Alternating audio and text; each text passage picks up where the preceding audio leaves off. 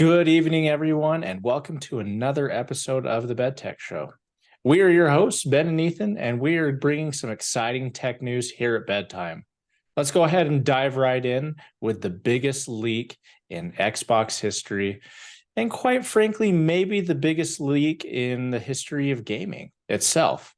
Exploded onto the web the other day, containing redacted and unredacted documents detailing unannounced Xbox consoles, controllers, games, and other plans. Normally, we might joke with you and wink about, oh, maybe it's an intentional leak or drum up some hype, but it ain't that kind of leak.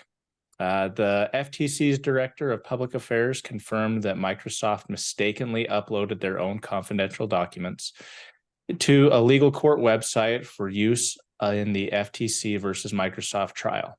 So somebody screwed up big time, and now we know about Brooklyn, the diskless Xbox Series X console redesigned to resemble the pinnacle engineering of the 2013 trash can Mac Pro. There just aren't enough trash cans out there in the world.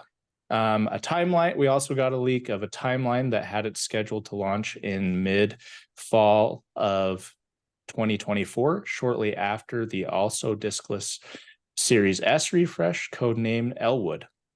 A few documents in the leaks point to 2028 as the year that Xbox plans to launch the next major console hybrid cloud unit that combines local and cloud processing, something they've been obsessed with since 2015 when Microsoft wanted a way for gamers to role play as cops, shooting at buildings until they collapse, true to their cloud-themed dreams. Quite a huge leak that we've got here. And I wanted to get your opinion on this, Ben. How do you think this is going to affect Xbox going forward and also the competition? Oh man, how's it going to affect Xbox and the competition? Well, I like to think of the phrase all press is good press, bad press is good press. Xbox is definitely being talked about. A lot of people are talking about the plans that Xbox has. And yeah, this does suck for Xbox in some aspects. But in other aspects, it's almost kind of like a hype train. It can get people hyped about stuff. There's also things here that are talked about internally at Xbox about, for example, acquisition of Nintendo, things like that might piss a lot of people off and say, "Wow, you guys are a lot greedier than we thought." And the tinfoil hat people are right about wanting to take over just the entire market. So that might be a little bit of bad press, but from a gamer's standpoint, I think all gamers see Xbox's plans from these leaked documents and think, wow, there's actually a lot of cool stuff that might actually come out. Who knows if they're going to continue path with this information that was leaked? Who knows if things have already changed? So if anything, Xbox is getting talked about a lot more. People are talking about the pros and cons of what their plans were according to these leaked documents. And if anything, it's almost kind of like a beta run or maybe a what do you call it? A market, a market test. A market test or surveying the market to see what they like. Honestly, that might be the biggest benefit that Microsoft can get is having, tons and thousands of people give their input as to what they think of their plans. So I think Microsoft they're smart. They'll be able to make this into a huge benefit. Maybe not huge, but a benefit. So as for the competition, man, I don't know. PlayStation might get pissed off about Microsoft's initiatives.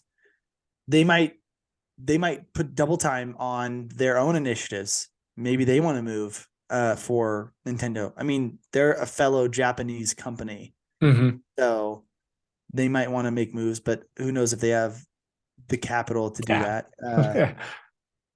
So yeah, I think this will just really maybe initially they'll laugh, but overall, I think maybe they might be frustrated with how aggressive Xbox is and what they're trying to do. Maybe not. Maybe they just think, wow, that's stupid. Sucks for Xbox. our plans are better. I don't know. Those are my thoughts. What do you think? Oh, I tend to agree with you. I think Microsoft, I don't think this is going to hurt Microsoft really in any way.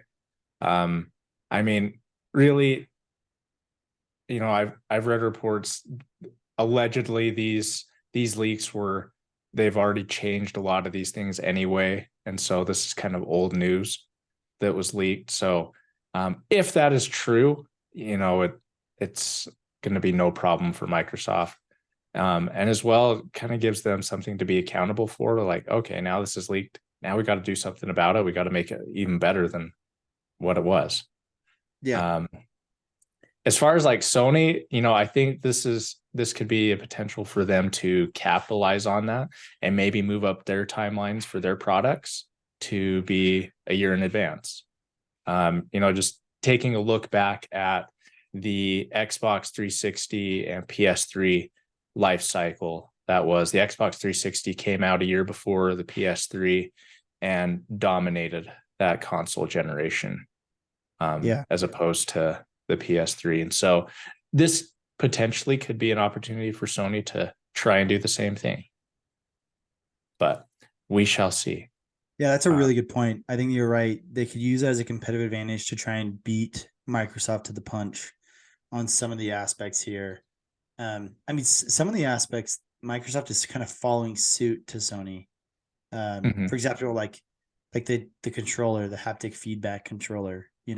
PlayStation 5 already has that, but other aspects, I think you're right. Sony will use this as a target to beat for some of their deliveries. Yeah. So be interesting to see. And, it's kind of interesting to read as the internet's combing through a lot of these leaks. An additional leak that they found is that not only did Microsoft want to buy Nintendo, but they also wanted to buy Valve. It was a tiny treat that they found right at the end of the grand ambitions to conquer the Super Mario market. And that isn't even their strongest proposed acquisition. According to another part of the Microsoft leak, Xbox wanted to snatch up Warner Brothers, Interactive, and TikTok, because I guess while Phil Spencer is a gamer first, he's a dancer second. And the leaks reaffirm that Microsoft wanted to buy Activision mainly for Candy Crush maker King, who apparently makes more money than Blizzard or Call of Duty, turns out.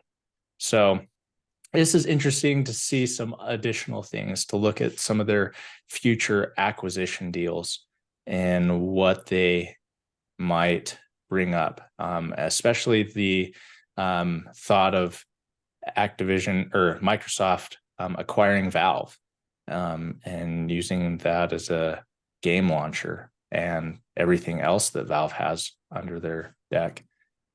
So I kind of wanted to get your thoughts on how do you think these acquisitions are really lofty, something that would be good for Microsoft, or something that's just so outlandish that it could potentially bury them? I don't think it's too outlandish for Microsoft, to be honest.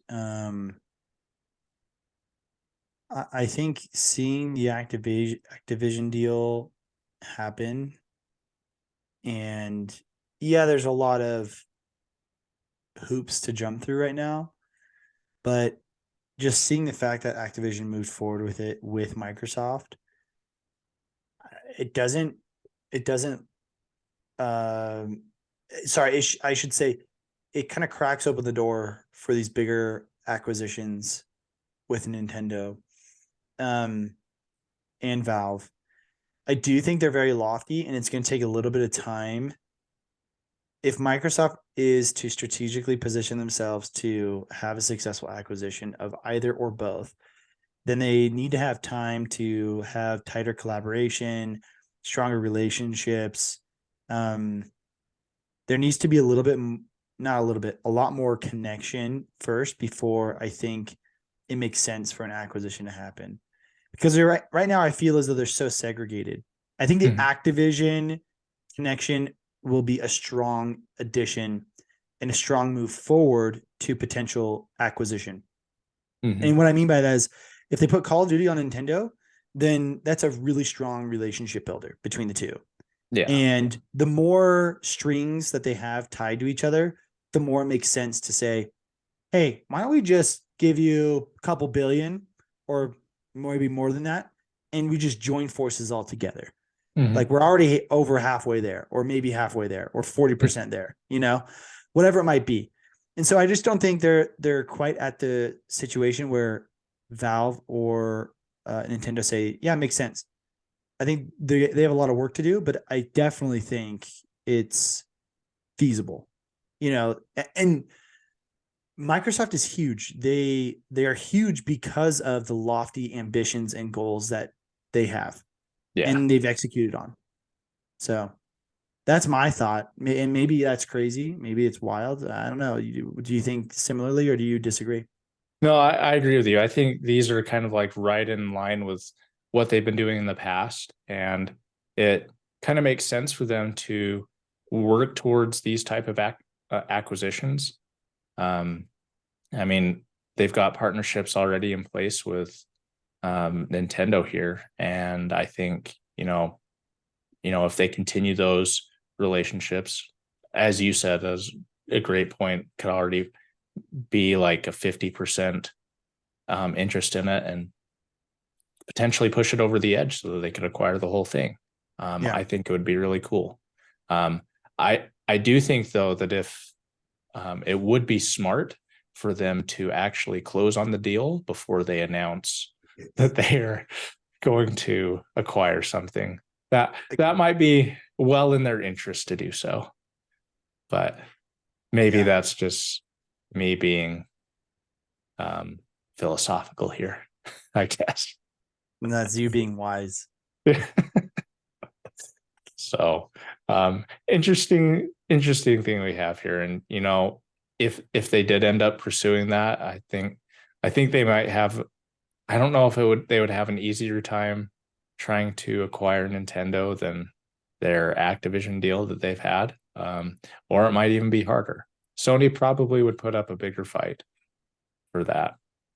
Um, but we'd see if they even have the capital for it. Yeah. In addition to the leaks that we had from Microsoft, Microsoft did attempt to soften the blow. Phil Spencer did send out a full memo to the Xbox team that was also leaked. So I guess this has just been a week of leaks for Microsoft. So Phil Spencer emailed Microsoft employees about the leak, and he said that it's unfortunate that the plans were disclosed. However, he said that the plans have changed, and some documents were from last year or from years prior. And he said it was a little bit disappointing that some of their plans have evolved. However, he did say that there is a lot to be excited about and a lot for the future that will come up. So, even taking to X, former Twitter as it was formerly known, reiterates that his real plans are internal and there's a lot of passion and energy that they're putting into their work, and that he wants their hard work to be shared with the community when the time is right.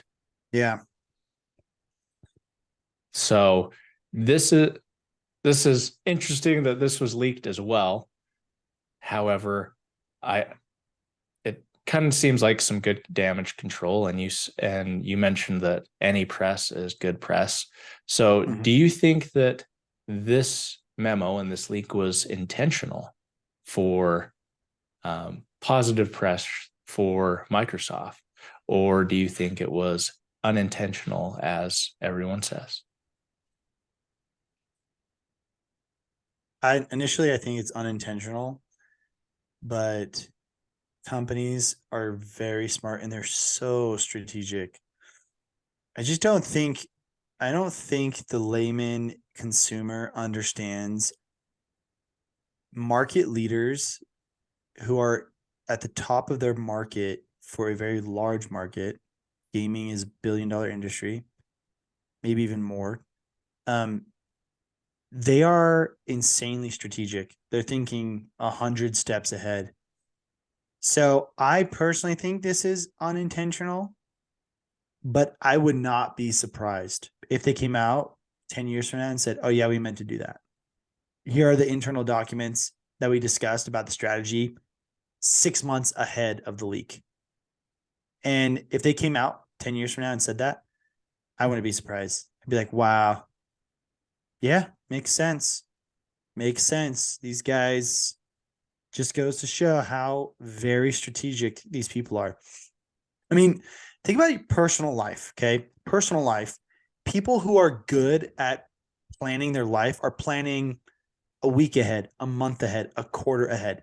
You're on top of your life for the most part if you're planning that far in advance. If you're planning a year ahead and you're actually detailing out your steps and what you should do for a year, then you're winning at life for the most part. Usually produces really good results. These guys are making billions of dollars at the top of the market, top of the game, no pun intended. They're gonna be thinking, like I said, 100 steps ahead. So I just wouldn't be surprised if it was intentional. They might have looked at past leakage of other companies in their own markets, what the fallout was with that, and it ended up being really positive, good ROI. And so they're like, yeah, maybe we should intentionally leak these documents of our upcoming projects just to do a market survey or market research or market test.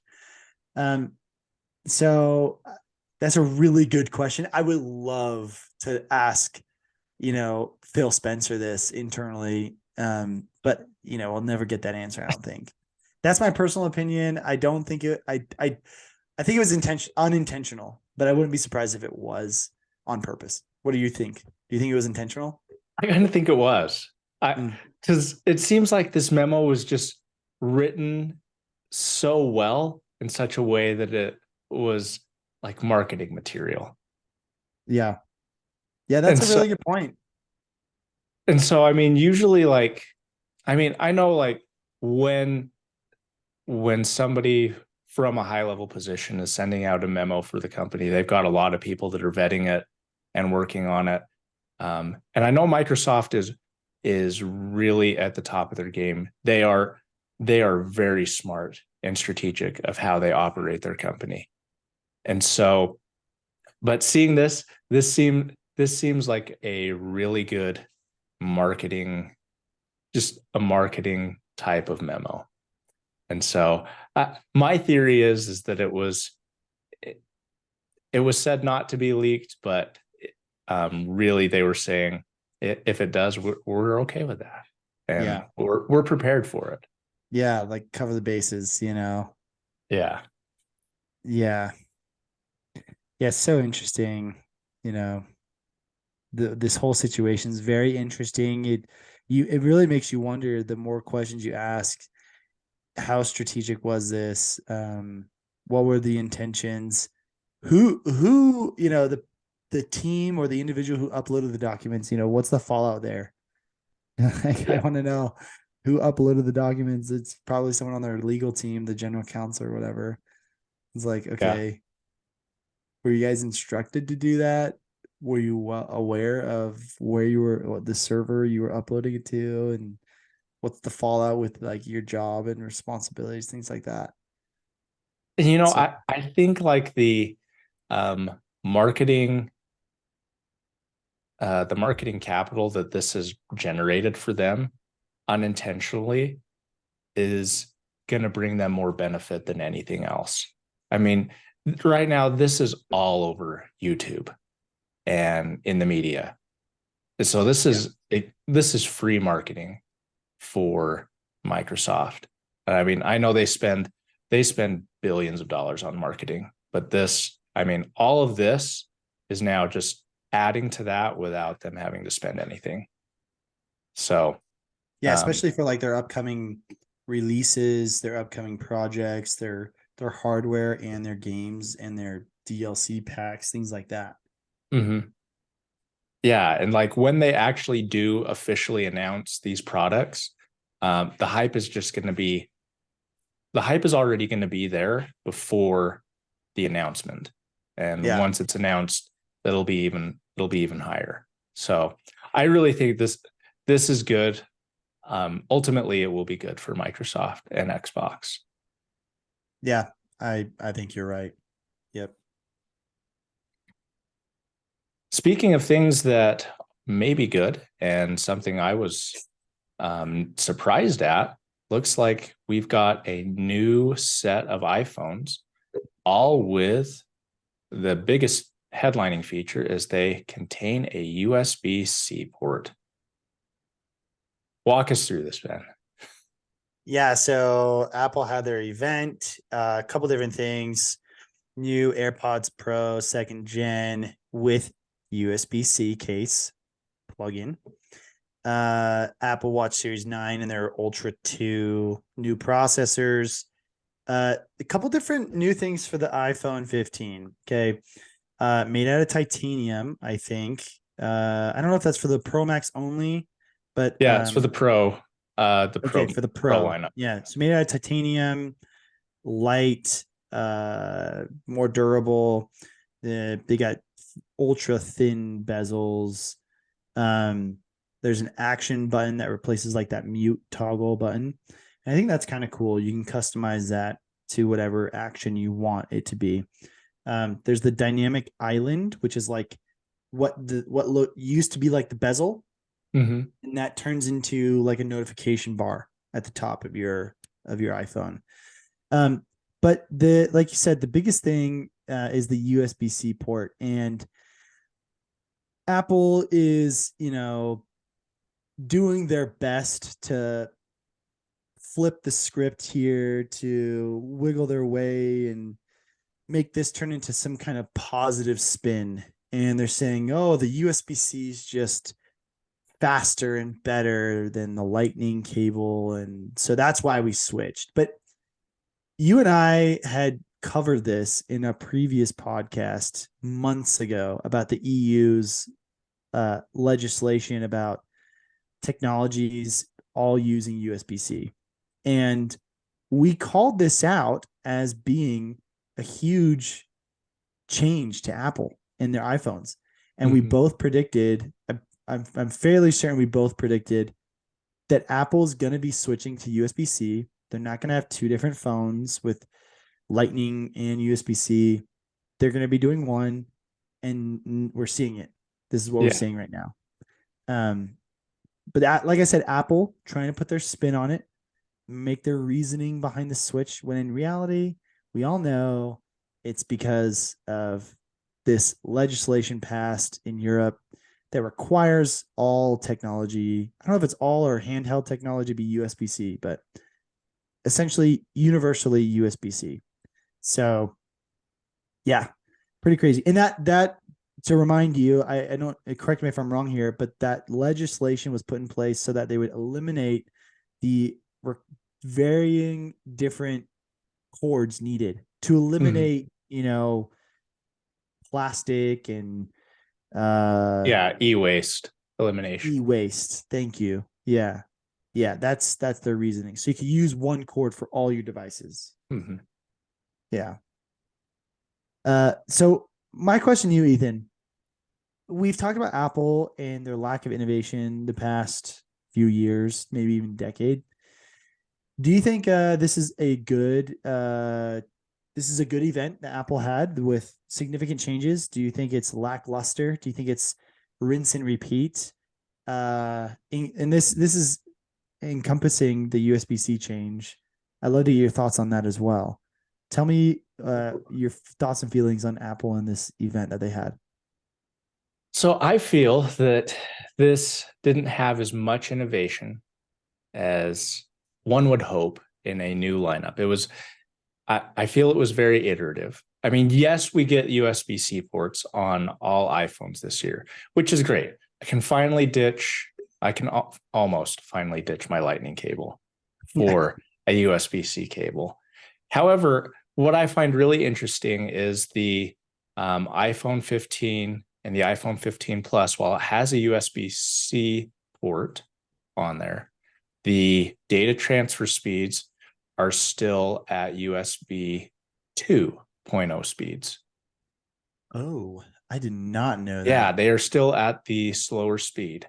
The reason is because the iPhone 15 is still using the same chip from the previous year's phones. They didn't upgrade the chips on that. Wow. And so it doesn't have a USB-C controller on the chip to be able to accept Jeez. the faster bandwidth. Now, the pros, they got a new chip, and they didn't even talk about how much faster this chip was than the previous years, which means that it's maybe incrementally faster. Yeah. The only thing that they talked about was the GPU, how it's got more GPU cores, and it's got this USB-C controller on there to finally accept 10 gigabits per second worth of transfer speed, which will be nice because now the Pro phones can record in ProRes, and so you can offload that footage onto a storage device or onto a computer extremely quickly. So it's wonderful that that's there. However, I think with everything, it's such an incremental upgrade. I mean, they've got some great features. They've got the SOS feature now that you'll be able to have roadside assistance with that, which I would have loved to have in a trip that I took a couple years ago when I got a flat tire in the middle of nowhere and couldn't call roadside assistance just because there was no cell service. Dang. So, and with the Teslas, they don't have a spare tire. Lucky them. So that was just a series of unfortunate events. Nevertheless, I digress. So those features are nice, but I would really I miss where the iPhone events there was something to be extremely excited for. There were a lot of upgrades to the iPhone from a year over and year over, and a lot of I feel the iPhone event was more focused on their saving the planet and their goal of being carbon neutral. And they spent 15 minutes on a whole skit that they filmed that I just wanted to throw up. I mean, that's cool that they're doing this. I think this is great, but they were really pontificating about it, and Yeah. it's just it was sad that part of that whole event was just on that. Whereas previous era of Apple, it would have just been all about the devices, all about how it was going to change your life. And there would always be one more thing. And there wasn't one more thing at this event. I was a little disappointed. Yeah, So. I know that's always been Apple's signature thing at the very end. Oh, one more thing. Mm-hmm. Yeah, I'm with you on that. I completely agree with everything you said. I didn't know some of the technical points that you made though. That's really interesting. The whole carbon neutral thing, I think we've discussed in the past how companies are doing this, and it's really a marketing gimmick where they just buy current trees that are already planted and already grown, and they use that as an offset to Mm-hmm. their factories and production. And they're not really doing anything proactive or new. They're not planting new trees. They're just buying current trees because they're under their ownership and under their asset. They're able to say, oh yeah, the trees that we bought were carbon neutral because we bought these trees. It's like, well, they were already there. You're not really doing anything to help the planet. I don't know. I'm with you. A good friend of mine, I was talking to the other day.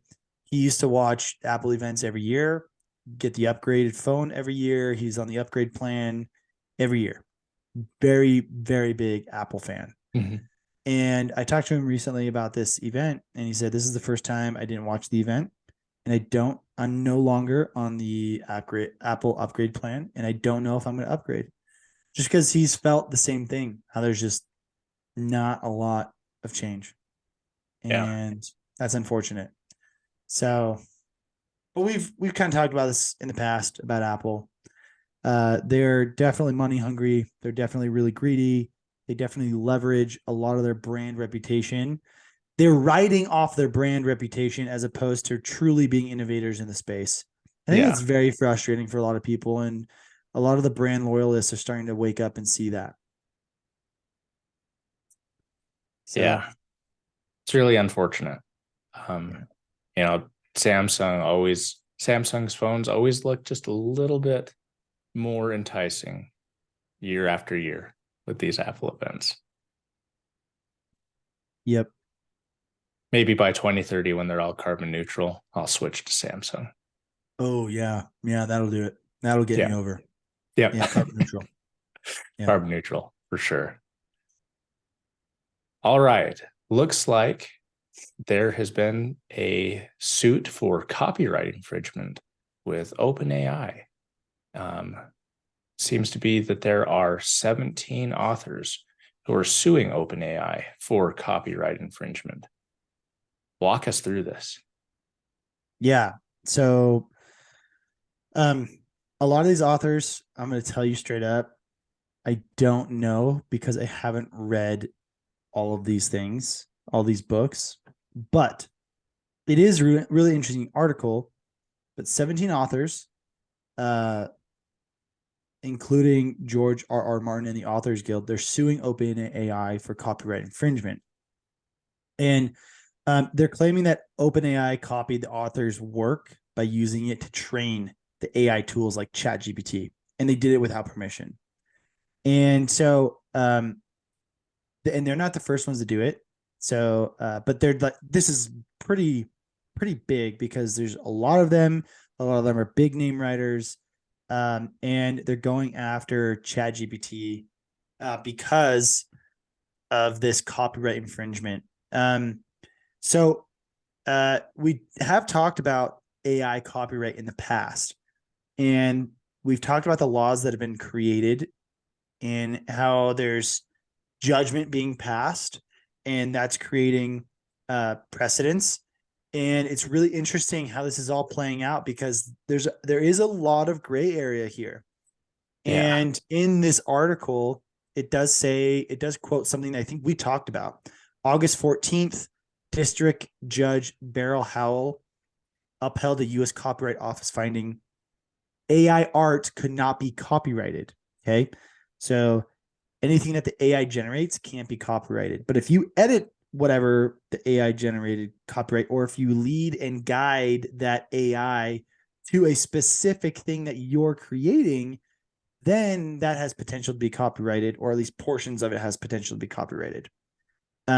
So there's this really, really big gray area of what's being produced by AI by itself, what's being led, and then the information that's being fed into it.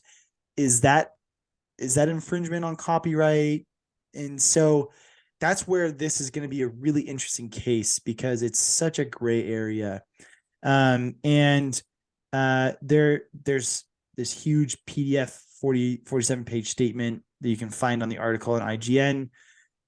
But it's just going to really set a huge precedence on large language models, the information that they're using to build the large language models. And it might have to, it might create repercussions for anyone who's creating AI to be very careful in the information they're using when building their AI modeling.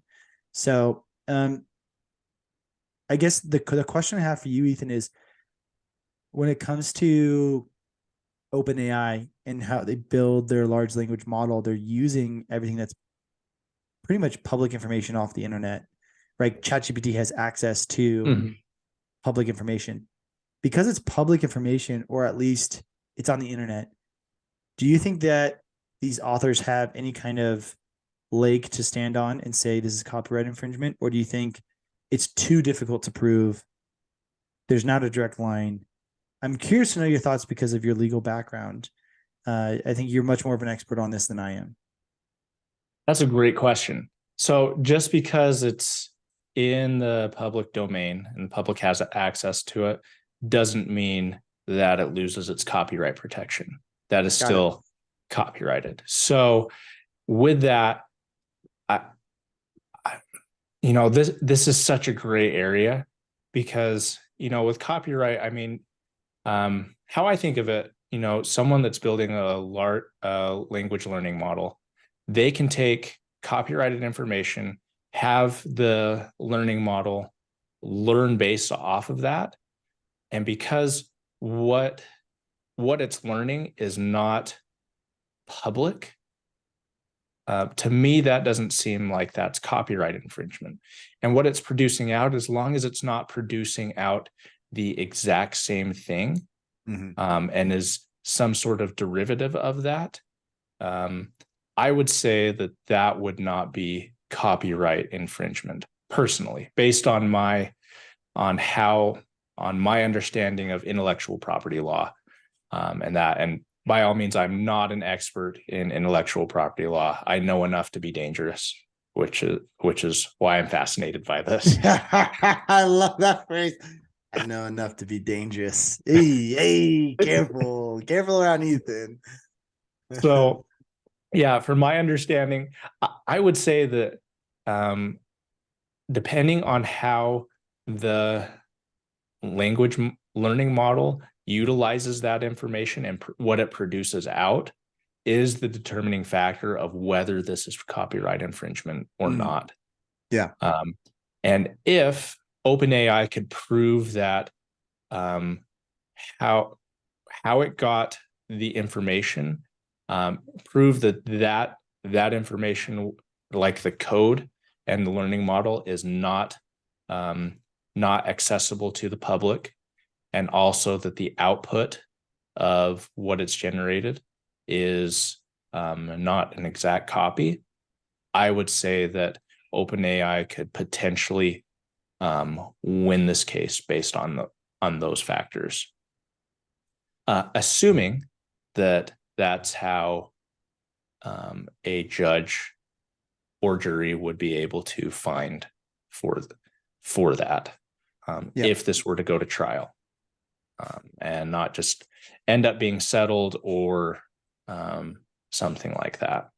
Yeah. Yep. And you make some really good points that struck up some thoughts of mine. I wonder if, for example, if the authors win and OpenAI loses this case, does that set a dangerous precedence for other authors who have absorbed books written and then created their own that's similar? For example, fantasy authors, right? Are they at risk for copyright infringement, even though they're not producing exact verbatim, but a derivative based on the inspiration of what they've learned from these other books, right? Because sure, machine learning, large language modeling, you can see and do direct tracing to what input is where, how much of an influence that is. At least that would be my assumption, right? Because it's all code, and in a computer, you can trace that a lot better than you can a human mind, right? Because in a human mind, it's like you're absorbing so many different things. How do you know if they're the book that's, that John Doe wrote is truly coming from the author of Game of Thrones, right? So I just wonder, does this set a dangerous precedence? Are other people going to be at risk if the ruling is, hey, if you absorb these books and you learn from them and then you create something similar based on those books, you're at risk for copyright infringement? To me, that's dangerous. That's a really dangerous place to be. I don't think that would be fair. I'm going to give my opinion, and then I want to get your opinion on that. Yeah. I love it. I think it does set a dangerous precedent. So hypothetically, let's say that OpenAI is guilty of copyright infringement here. That means that everything that is produced by ChatGPT cannot be copyrighted. There would be no copyright protection for OpenAI, for any individual that used that information. And so everything that stems from that has the potential to lose copyright protection as well, depending on how much of an influence OpenAI had on the ultimate published material in the end. And so depending on how this goes, this can affect a lot of individuals. It can affect a lot of companies. It will, because OpenAI and ChatGPT is so big, this will affect the world, because this program and this AI is on such a huge scale of the world right now that it will gravely affect anyone who has produced materials, published materials, and essentially profited from those type of materials.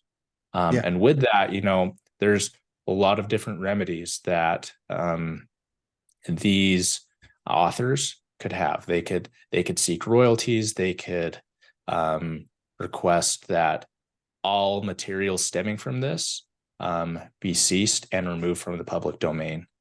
And so, that could potentially just wipe out a whole lot of content that people have access to. I think this has huge implications, and any judge and court team that is working on any opinion for this needs to tread extremely lightly and ensure that the law is really behind whatever opinion is rendered for the outcome of this. What are your thoughts? No, I think you kind of hit what I was thinking. Like I said, I think you're a lot more knowledgeable in the law space, just given your background and your education and your experience. And so I can't really explain it better than what you did.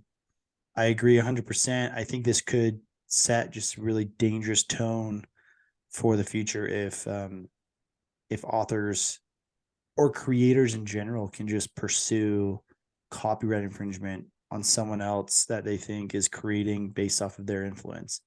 That's just dangerous to me. So, yeah, like I said, it'd be really interesting to see how this plays out. The evidence that these authors have, or at least some of the findings that they have to bring to the court to case. I'm wondering, is it going to, going to court versus settling? I don't know what's going to happen here. So we'll see what happens, right? Yeah. It's interesting. Especially because since these authors have standing to bring a suit like this, would mean that they have a substantial amount of evidence to back up their claim. Good point. Really good point. Yeah. Yeah. This is something that we're going to follow closely. So please stay tuned as we follow this story, and we'll keep everyone updated. Yeah. Speaking of things that are interesting on the update realm, as soon as I share this is going to be a surprising picture for everybody. Elon Musk stays up playing video games in a Vancouver hotel until 5:30 a.m. After he offered to buy Twitter because he was in stress mode. So lovely picture, Mr. Musk here. And go ahead and walk us through this. Yeah. So I don't know if it's girlfriend or wife, but anyway, essentially Elon was playing Elden Ring, and when he offered to buy Twitter, it was like such a big stress for him that he just wanted to get away and escape, and so he just played Elden Ring till 5:30 a.m., which I love because it's so relatable in my opinion. Anyway, the article kind of goes into a little bit more background. He like was thinking him and Han, should I offer? Should I not offer? Flew to Vancouver to meet Grimes to introduce himself to their son, to her parents, etc. But because he was in this stress mode, says Grimes, is on-off girlfriend. There it is, confirmed. Left him at the hotel, stayed up till 5:30 morning, just grinding on Elden Ring, just to escape. Played on the laptop, and yeah. So it's just I love it because it's just so relatable. This guy's one of, if not the richest man in the world, just depending on stock prices of the day, and it's like, man, I just love the fact that everyone experiences stress and everyone experiences their own way of escaping. And for us, at least for me, there have definitely been moments where I've stayed up really late, absorbed into whatever that thing is that's helping me escape, whether that's reading a book really late at night or playing video games or watching a show, right?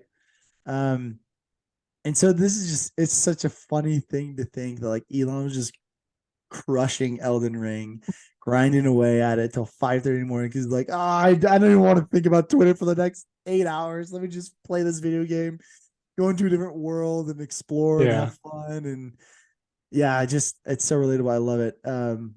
There's definitely moments in my life where I've done that. Just everything goes away. I just want to play my game. So Yeah. I don't know. What do you think about this? Do you think it's pretty funny? Are you surprised by it? Or do you think, this is kind of normal? I wouldn't say that I'm surprised by this. It's nice to know that, his way of stress relief is something that you and I enjoy doing. And so makes him a little bit more relatable. Doesn't seem too much of a robot as he does taking on all of these companies at the same time. Yeah.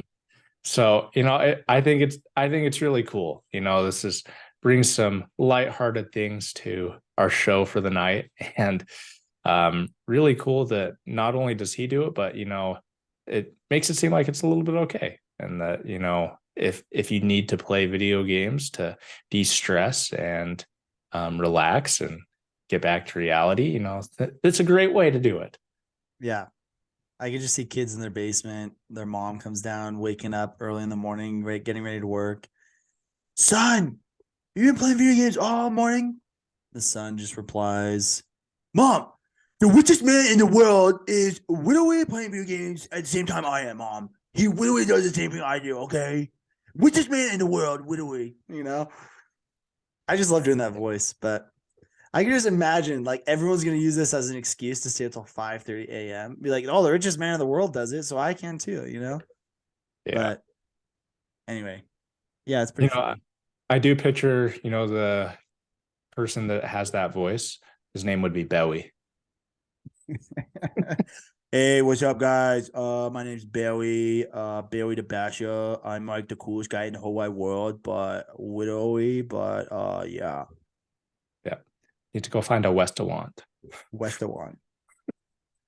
Is that his name in Big Bang Theory? Big Bang Theory, yes. That's it. That's what you're referencing. Yes. Yeah, you sent me that quote. That clip. That was really funny from the Big Bang Theory. Funny stuff, though. Funny stuff. Very true. Elon's just a gamer at heart. Yep. Gamer at heart. So video games are okay. If he can do it, we all can. That's right. You can play video games and be the richest man in the world. It is possible. It is possible.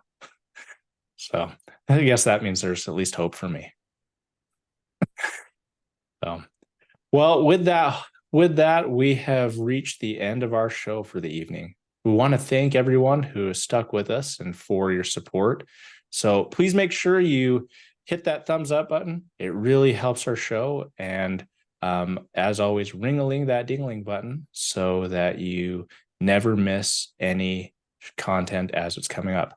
Please subscribe to our channel. That does help us out as well. If you disliked it, go ahead and send it to somebody that you disliked. I'm sure they'll get a kick out of it. So, as always, have a wonderful evening and stay classy. Peace.